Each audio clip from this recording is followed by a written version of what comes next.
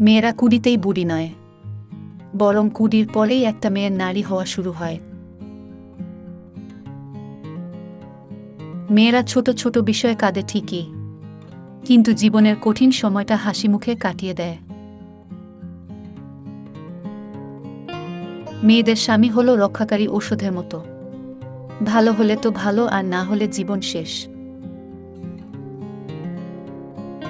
মেয়েদের নিজের পায়ে দাঁড়ানোটা বেশি দরকার, টাকার জন্য নয়, নিজের অস্তিত্ব আর পরিচয়ের জন্য। মেয়েরা সত্যি মিথ্যাবাদী, কারণ তারা শত কষ্ট হাসি মুখে সহ্য করে। মেয়েরা সমাজের চোখে ততক্ষণ ভালো, যতক্ষণ সে চুপ করে সব সহ্য করে। স্ত্রীকে ভয় দেখিয়ে নয়, ভালোবেসে তার মুখে হাসি ফোটানোই হলো আসল পুরুষত্ব।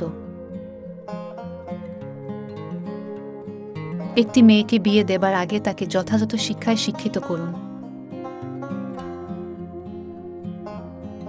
তুমি নারী, তাই তোমাকে হাঁপিয়ে গেলেও থামা যাবে না।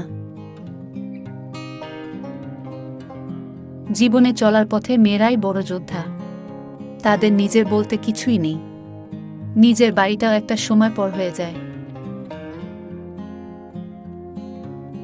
মেয়েদের জীবন বড়ই অদ্ভুত, মেনে নিতে নিতে আর মানিয়ে চলতে চলতেই জীবন শেষ।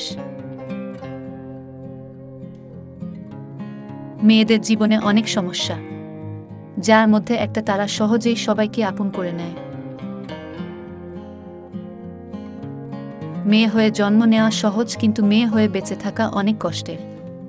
হাসতে গেলেও ভাবতে হয়, কাঁদাতে গেলেও ভাবতে হয়। মেয়ে থেকে বউ হওয়া সহজ কথা নয়। বাবার বাড়িতে সব দেখা স্বপ্নগুলো শ্বশুরবাড়ির চৌকাঠের বাইরে রেখে আসতে হয়। কিছু মেয়ে দামি গিফট পেলে যতটা না খুশি হয়, তার চেয়ে বেশি খুশি হয় সম্মান, গুরুত্ব আর ভালোবাসা পেলে। Thanks for watching. Please subscribe this channel.